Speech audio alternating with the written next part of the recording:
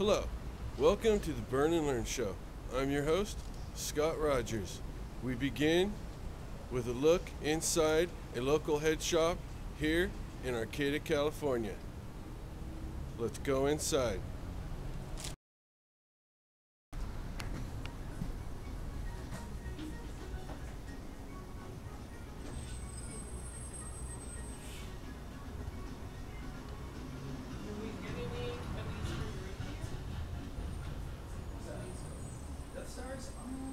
I don't think so, just split open.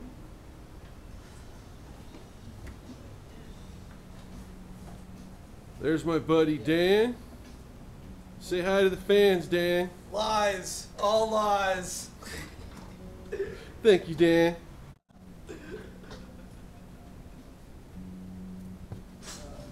Here's some stuff I just brought in.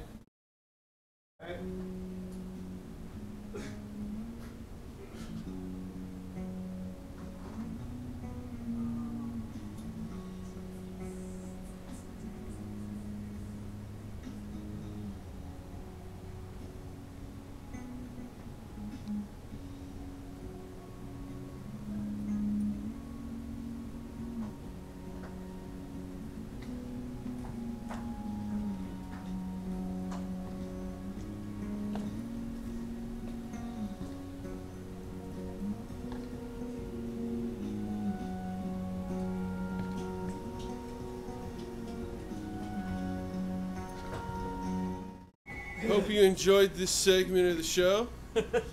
I call it At the Head Shop. Now let's go back to the workshop.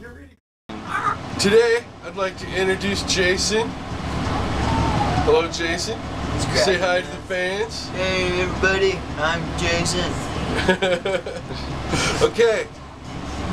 Jason here and Kyle are going to be making production spoons, and I'm going to demonstrate to them how to make a production spoon. Okay, you ready? Let's burn and learn. Alright, I'm going to demonstrate to Kyle and Jason how to make a production spoon. First, heat up where you want to put the color. Heat up the color. Keep both of them hot. Get the color way hotter than the tube, and then touch the color on the hot tube and trail it on.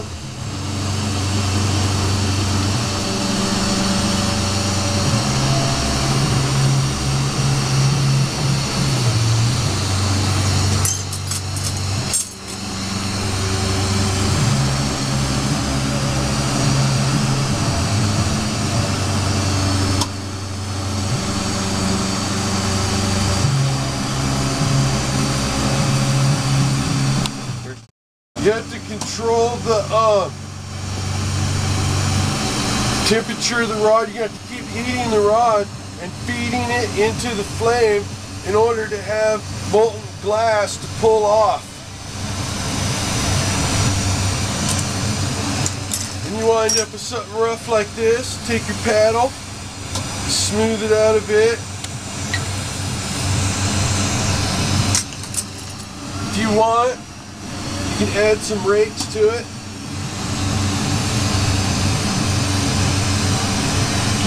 Get the glass what I would say is a low heat. Low heat meaning a low glow to it. And then heat up your 4 mil. Just break straight into it. Don't put too much pressure or you'll push right into the clear glass, and you'll be left with a clear streak.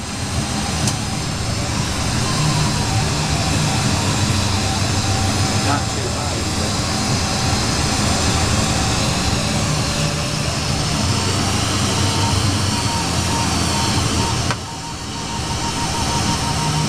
The trick here is to keep the flame just in front of the 4 mil.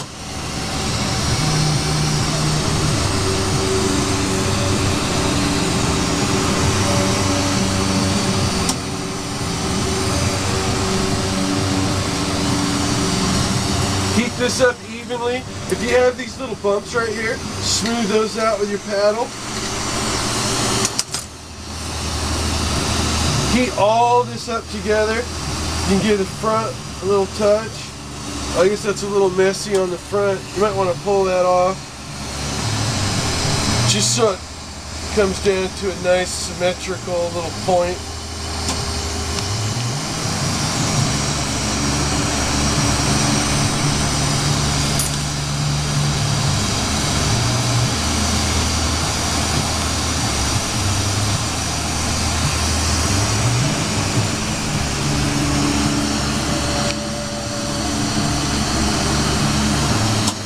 It doesn't take long to melt this stuff in. Most beginners will melt this stuff in too long. You know, the trick is to know exactly when it's ready so you're not wasting time and you're not making the glass flow uneven. If you overheat it too much, it'll flow uneven on you. So just the right amount of heat saves time, makes it more precise. Don't blow your bubbles out too much or it's too hard to make the bowl. It's about right. I'd say that's about, I don't know, 3.5 millimeters thick.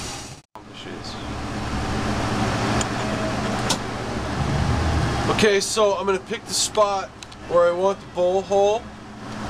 Just put it on the flame. The center of that hot spot is where the bowl's going to be. Okay, so it's not brain surgery. And so you heat that spot up and the air bubble will come to the surface. So all you have to do is pressurize the tube a little bit.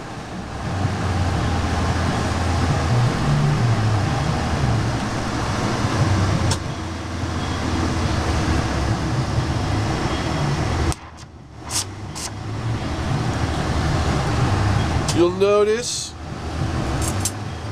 I popped the hole back here. That way when you sink the bowl will be looking at you. And it won't be facing away from you. Everybody hates a bowl that faces away from you. Alright, now heat up your color. Yeah, like that. Spin this thing. You always spin it towards you. Never stop spinning, ever. Looks good, looks good. Okay, touch it on there and start trailing it on. And feed that color rod into the flame.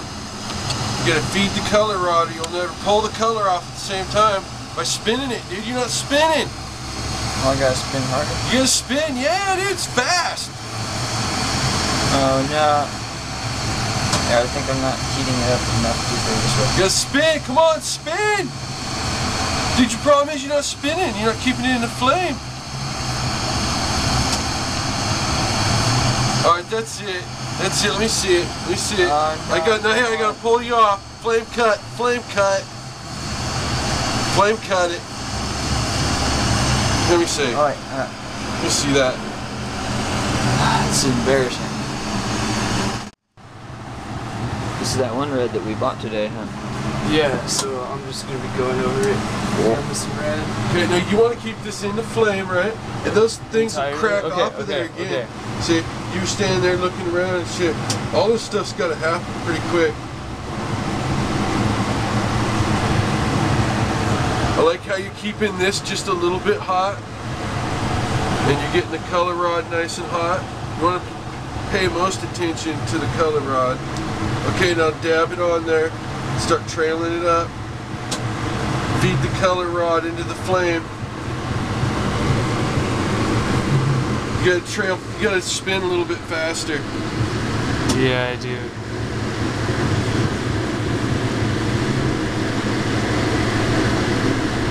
See, because you gotta actually pull the color off of there. That molten color's gotta be pulled off of there, right? The camera is upside down. Don't start at the end again. Start where you left off. Okay.